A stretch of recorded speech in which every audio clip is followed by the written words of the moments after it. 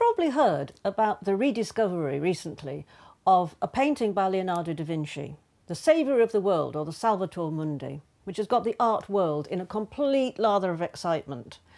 Well, it's also got us pretty excited, but for very different reasons.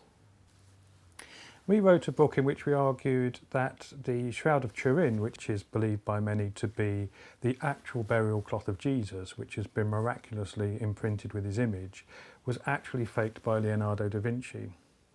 We concluded not only that Leonardo had created the shroud, but also that he'd made the image using what is a very early photographic technique. Not only that, we also believe that Leonardo used himself as the model for the man on the shroud. So if we're right, and of course we believe that we are, when we look at the Turin Shroud, what we're actually looking at is a 500-year-old photograph of Leonardo da Vinci. Well, you're probably sitting there thinking, yeah, right. And admittedly, put so bluntly and so briefly, it does sound rather off the wall. But we did actually accumulate a huge amount of circumstantial evidence to link Leonardo da Vinci with the shroud and to support our theories about it. Not least, the striking resemblance between Shroud Man and Leonardo himself.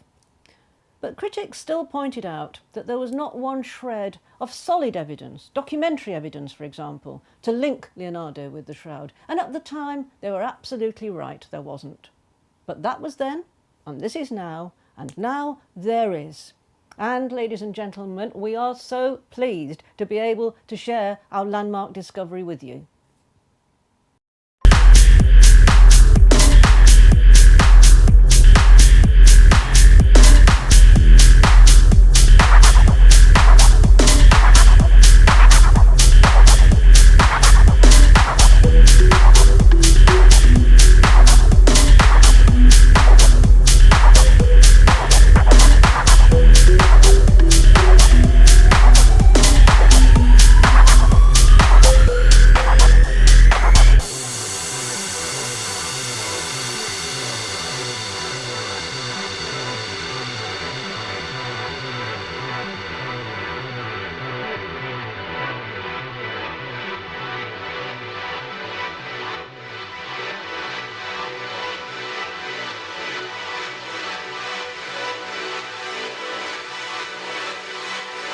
What we've done is overlay the face of the man on the shroud on the Salvator Mundi and gradually make it more transparent.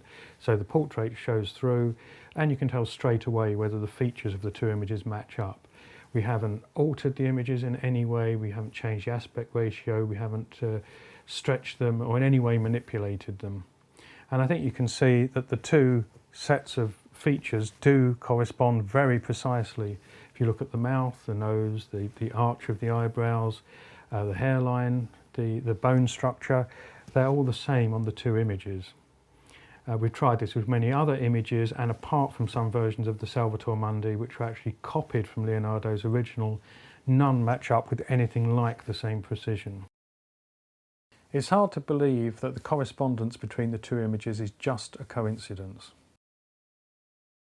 It means either that Leonardo painted the Salvator Mundi directly from the Turin Shroud, which means he must have had access to the shroud, or that he used himself as the model for Christ on the Salvator Mundi, which supports our belief that he also used himself as the model for the man on the shroud. Either way, it shows an intimate connection between Leonardo and the Turin Shroud. This is a major breakthrough discovery that changes the accepted view of the Shroud of Turin, but it also changes how we see Leonardo the artist, and to us, perhaps more importantly, how we see Leonardo the man. But the story just gets better. We said that we believe that Leonardo created the Shroud of Turin using a basic photographic technique. Could he possibly have left a clue about that in the Salvator Mundi? Other depictions of the theme show Jesus holding a solid orb. In Leonardo's version, it's a crystal sphere. Now we know that he was an expert lens maker. Could this crystal sphere be referring to the lens he used to create the Turin Shroud? Frankly, The real Leonardo da Vinci that emerges from all our work is one that art historians are definitely not comfortable with.